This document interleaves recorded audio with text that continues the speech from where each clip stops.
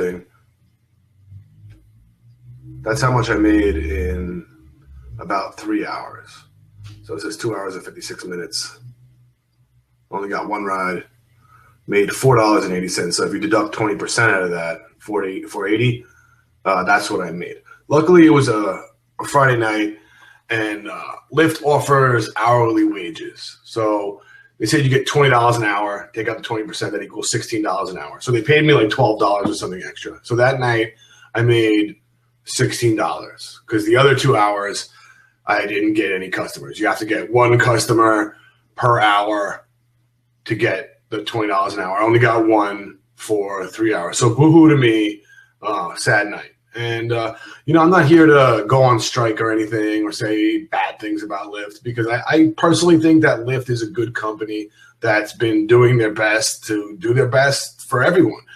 They've given out huge bonuses to new drivers, huge bonuses to new passengers. The new passengers get $50 off, $10 off their first 5 rides, and the new drivers have gotten up to $1,000 bonuses. I'll leave those links down below if you're new to Lyft. You can find out about that. The links to the $50 bonus for new passengers and up to $1,000 for new drivers, which right now is only at $400, I think, max.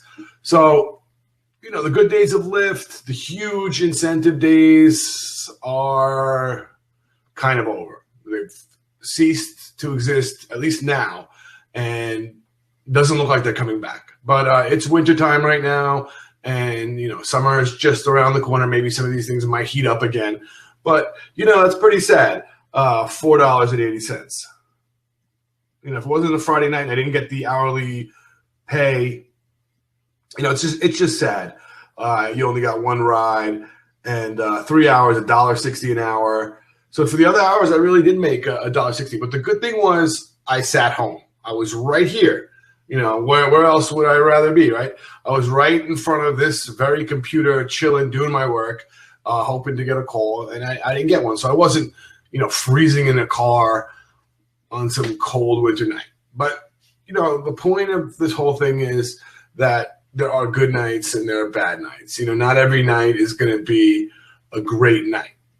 That's just part of life. If you're working, this is a commission-based job. This is not a job where you're guaranteed to make an hourly wage. And I think what happened was that Uber totally cut down their rates really, really low all over the United States. And I live in San Diego, and the rate got cut down to, I think, 90 cents a mile, and there's no base fee. So when they step in the vehicle, it's at $0. So you have to at least drive 4 or 5 miles to get to that $4 or $5 mark, and then they're going to cut out a lot of your commission, 20%, with both Lyft and Uber. And then Uber actually cuts out a whole $1.75 extra, which Lyft doesn't cut out. And Uber also doesn't give you any tips ever. They've mandated that the company, which came out of the whole taxi mindset, and in taxi mindset, tipping was proper, totally went the other way and just eradicated that. Now that, to me, is awful. I'm not here to complain, but it's awful for people in America that really prided themselves on the idea of the tip. Now, Lyft, the company that's battling Uber, still believes in the tip. So, on this $1.40, this one ride I got for $4.80, I didn't get a tip. But, you do get $5 tips. And it does motivate you to be as cool as you can be because you want that money. Or, just be cool and take what you can get. That's pretty much how it goes. So I just wanted to show you guys what a sad night can look like. That's how sad it can be. So I did almost, can you see all that? I did almost 3 hours there.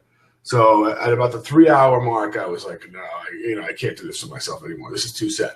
Did I go down into the city, into the heart, and really try to get a ride? No.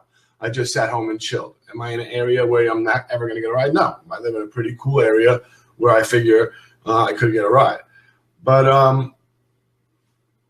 right now, the Uber rates are really low, and then Lyft did the same thing. They dropped their rates also. So right now is a real dismal time to be working for Uber and Lyft. You're going to be putting a lot of miles on your car for a minimum. So unless your car isn't worth that much to you, or unless you really need the money, explore your options. For me, I like being a Lyft driver. I think it's great. I like having the Uber application on the driver's side. So I want to keep these things going. I don't want to get deactivated. And the rule is with Uber that if you do one ride a month, you don't get deactivated. So what's the rule with Lyft? Does anybody know? Because I don't. So, you know, I plan to work a lot less because of the rate cuts, probably pretty much working down to never, unless they offer me an hourly rate for a holiday or something, I'll come in and work. But if it's, 90 cents a mile and they're going to take 20% out of that, I'm going to get 60 something cents per mile. They also cut down the time. So it used to be 20 cents per minute. Now it's only 10. So you're making half on the time. Per mile, you're making, 15 cents less. So you're making about 10% less there. And then with no base fee, I really feel like it's just really dismal. And I was looking online, I was reading about articles where they were saying that Uber drivers are making as little as $2.89 an hour. So can you see where it says that? They're making $2.89 an hour. Now, these guys are going on strike. They're all angered about this. Unless you leased your car from Uber and you have to work or something like that, I don't see why you would be so pissed. This was never considered a real job. This is just activation on an app. So if you get fired, they just deactivate you from the app. That's it. You're lucky to be activated. I'm lucky to be activated. You're lucky to be activated. If you don't want to do it, you don't have to do it. This is simple economics, supply and demand. If there's too many drivers, they're going to have to get rid of them. They're going to have to do certain things. If there's too many, it's just simple economics here. And right now, something really fishy is going on where they drop down the rates. They're having a war between the two companies. Uber is trying to make sure that Lyft can't make any money, and they're really trying to make sure that these areas are not profitable so that Uber can squash Lyft and just take over.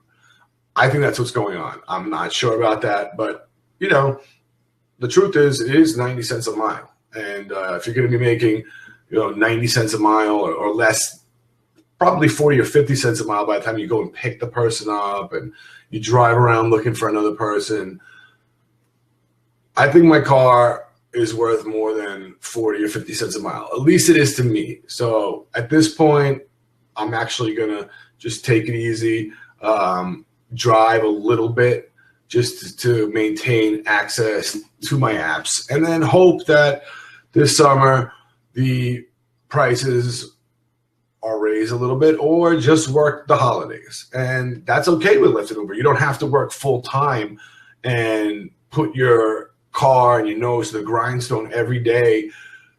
They never required that. It was never called a full-time job, and I don't feel bad for people who are sitting there complaining when they're not out exploring their options. Well, to be angered is not justifiable if you have other options. I don't know.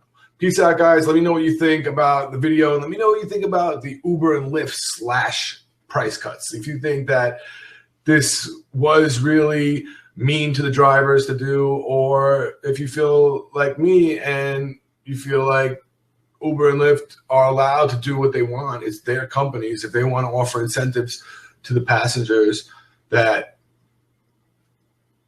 don't meet the needs of some of the drivers, I don't really see why the drivers are so angered. Another thing is that with Uber, you could drive a 2000 vehicle. So you could use an older car, a car that might cost you $1,500, something like that. You don't have to be using a 2016. So, if you have an older car and you don't mind putting the miles on it because it's pretty much at the end anyway, I don't see anything wrong with that. Thanks, guys. Thank you very much.